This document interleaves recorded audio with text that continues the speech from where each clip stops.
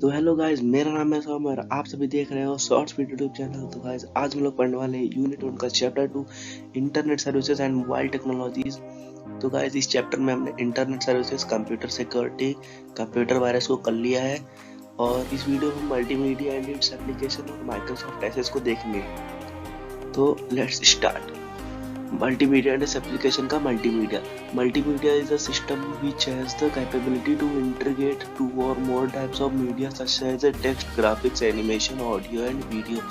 It also has the capabilities of getting input, compressing, decompressing, storing, retrieving the data and information and demonstrating them in an interactive manner. तो guys, multimedia एक ऐसा system होता है जिसके पास एक capability होती है कि वो दो या उससे अधिक मीडिया को जैसे टेक्स्ट, ग्राफिक्स, एनिमेशन, ऑडियो और वीडियो को चला सकता है।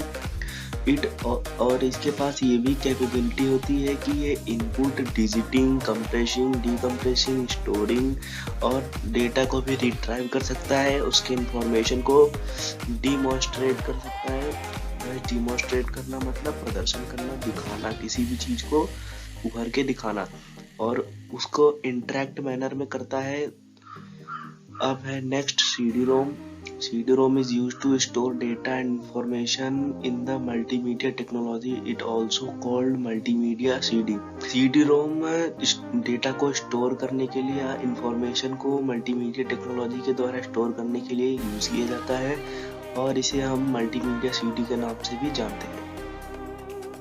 तो गाइस, अब हम देखेंगे virtual reality. Virtual reality technology will enhance multimedia bye supporting real time interactive real dimensional graphics.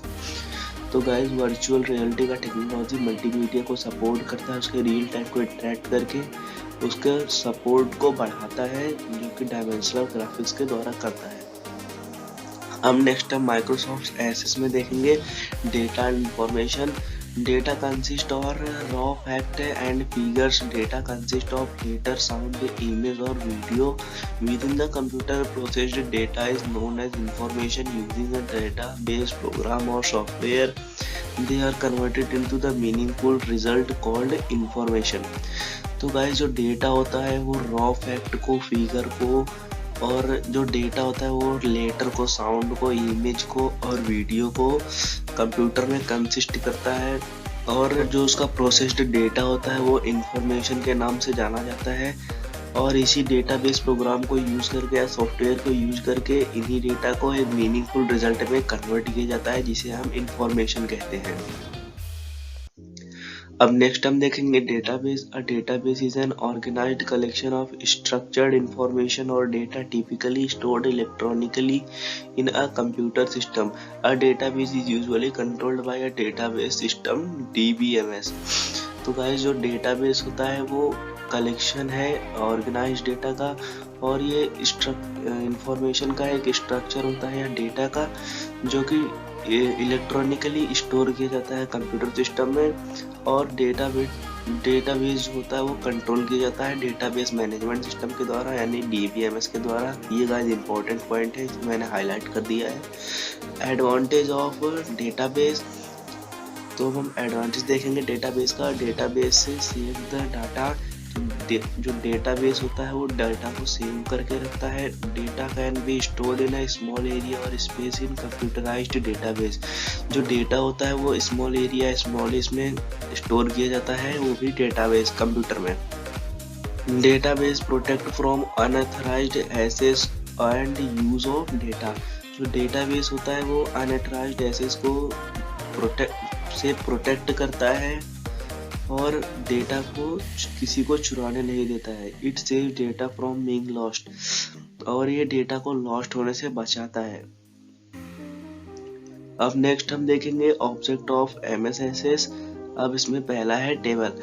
Table are the core database object used to store information. The tables are the containers for all the database in a table. Data are arranged in a database. In a table, data are arranged in a column and rows. जो table होते हैं उनके core database में object होते हैं और उन्हीं को यूज करके इंफॉर्मेशन को स्टोर किया जाता है। और जो टेबल होते हैं ये डेटाबेस के कंटेनर होते हैं, सभी डेटाबेस में इन्हें कंटेन किया जाता है और इन टेबल के डेटास को अरेंज करके रखा जाता है डेटाबेस में। और इस टेबल में डेटा जो होते हैं वो कॉलम और रोज के क्रमबद्ध होते हैं। क्वेरीज सेकंड है a request from data result from your database or for action on the data or for both query can give you an answer to a simple question, perform calculations, combine data from different tables, add, change or delete data from a database। जो queries होता है वो data result के लिए database से पहले request करता है उसको एक्शन को परफॉर्म करने के लिए, और फिर जो क्वेरी होता है वो हमें आंसर देता है सिंपल फॉर्म में। और ये कैलकुलेशन, कंबाइंड डेटा और अलग अलग टेबल्स को जोड़ना या बदलना या उसके डेटा को डिलीट करना डेटाबेस में, उसका यही काम होता है। और फॉर्म्स थर्ड है अब a form is a database object used to enter and edit data in a table. Forms can be used to edit the record of underlying tables or to enter new records। जो form होता है वो database में objects को enter कराता है और किसी भी नए डेटा के टेबल को एडिट करता है। जो फॉर्म होता है ये एडिट डेटा के रिकॉर्ड्स को टेबल में या किसी नए रिकॉर्ड में यूज किया जाता है। अब फोर्थ हम देखेंगे reports. Report is specially formatted collections of data organized according to our specification for summarizing and printing. They are meant to present the information as a printed document। तो जो report होता है वो स्पेशली कलेक्शन डाटा के collection को format करने के लिए यूज किया जाता है और उनका मेन मकसद यही होता है कि वो जो डेटा है, इंफॉर्मेशन है, उसको प्रिंटेड डॉक्यूमेंट्स के फॉर्म में दिखा सके। और फिफ्थ हम देखेंगे macros. When macro is executed to execute one or more database command automatically, they are meant for automating the task that is done over and again। तो जो मैक्रोज होता है वो एग्जीक्यूट करता है एक या एक से ज्यादा डेटाबेस के कमांड को खुद से ही कर लेता है और फिर इसका ऑटोमेटिक काम होता है उस टास्क को डन करने का या उस टास्क के खत्म होने से पहले ही उस काम को खत्म कर देने का। अब सिक्स्थ हम देखेंगे modules. A module is a collection of declaration, statement and procedures that are stored together as a unit. तो जो मॉड्यूल होता है वो डिक्लेरेशन का एक कलेक्शन होता है, उसके स्टेटमेंट का और उसके प्रोसीड्यूर का, जो कि एक यूनिट में स्टोर किए जाते हैं। अब 26th हम देखेंगे attribute and record. Attribute refer to a single data item related to a database object. A database schema associate one or more attribute with each database entity. Record is a row of table in Microsoft Access. It contains information about a particular item stored in a table। तो जो attribute होता है वो एक single data के item को किसी भी डेटाबेस से ऑब्जेक्ट से रिलेट करता है और फिर जो डेटाबेस होता है उसके स्कीम को एक या उससे ज्यादा के एट्रीब्यूट्स के डेटाबेस में एंट्री करवाता है। और फिर जो रिकॉर्ड होता है वो एक रो में माइक्रोसॉफ्ट एक्सेस में टेबल में होता है और वो इंफॉर्मेशन किसी भी टेबल के एक पर्टिकुलर आइटम के इंफॉर्मेशन को कैरी करता है। Data types used in MS Access. First है text. A text field contains up to 255 characters or it can set the field size। Text data can include number, letters and symbols। तो जो text होता है वो contain करता है 255 character से अधिक या उसके सेट के फील्ड साइज को, और जो टेक्स्ट डेटा होता है वो नंबर्स, लेटर्स और सिंबल्स को इंक्लूड करता है। अब मेमो सेकंड है। This type of field holds an ultimated amount of text. It can accommodate 65,535 characters।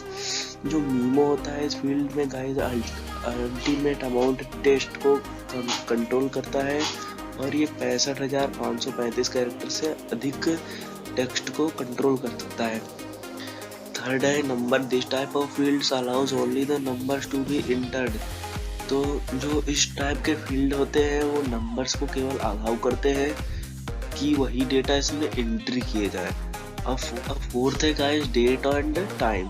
This field type only allows date and time to be entered। इस field में guys सिर्फ date को या फिर टाइम को enter करने की इजाजत होती है, इसके अलावा ये किसी भी फील्ड को एंटर नहीं करने देता। अब फिफ्थ देखेंगे गाइस हम currency. This field only allows to enter currency.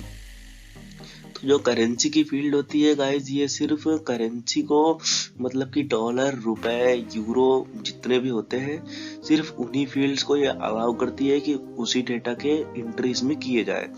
अब सिक्स्थ हम देखेंगे auto number. This type of automatically generates and insert the unique number in a new रो।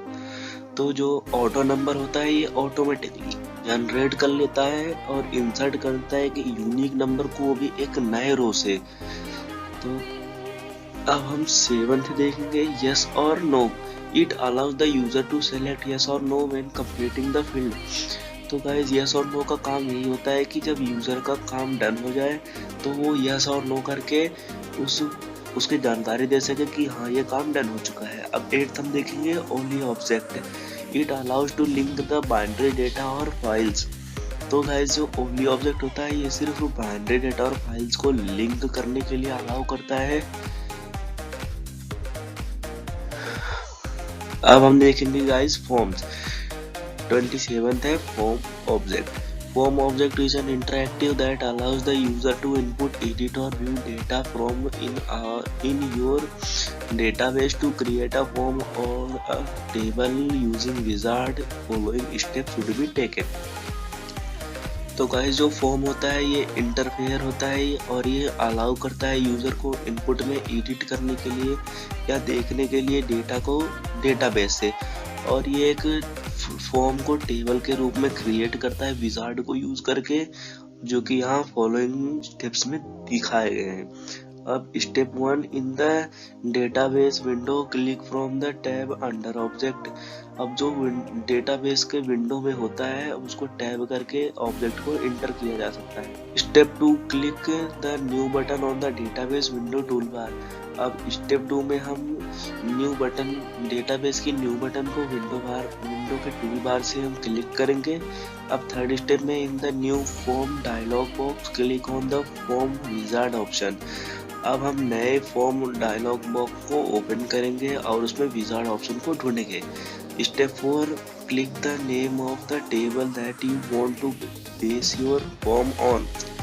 अब हम टेबल के किसी नेम को चूज करेंगे जो हमें पसंद हो। अब step 5 click okay to open the first wizard dialog. अब हम स्टेप 5 में उस विजार्ड को ओके करके ओपन करेंगे। Step 6 click dash arrow to add the required और all fields from the selected table and click on next. अब हम साइड एरो को 2 बार क्लिक करेंगे, उसके बाद हम रिक्वायर्ड डेटा को उस सिलेक्टेड टेबल से ढूंढ लेंगे। Step 7 choose a layout and click next. अब हम स्टेप 7 में लेआउट को चूज करके नेक्स्ट पर क्लिक कर देंगे। Step 8 click on the new style that you want to apply for the form and click next। अब हम उस नए स्टाइल को अप्लाई करेंगे जिसे हमने चूज किया था। Step 9 name the form. अब स्टेप 9 में हम फॉर्म को कोई भी नेम दे देंगे। Step 10 click finish. अब हम फिनिश पर क्लिक करके उसको खत्म कर देंगे। अब गाइस इस चैप्टर के 3 पार्ट्स थे, यहाँ पे ये चैप्टर के सभी पार्ट्स एंड हो गए। बाकी के दोनों पार्ट्स अगर आपने नहीं देखे तो मैं उनका लिंक डिस्क्रिप्शन में दे दूंगा गाइस। और आप लोग यार सपोर्ट नहीं दिखाए तो गाइस बहुत मेहनत लगती है एक वीडियो को बनाने में, तो जो भी नया है इस चैनल को सब्सक्राइब कर लो। अब हम मिलते हैं नेक्स्ट वीडियो में, तब तक के लिए गुड बाय।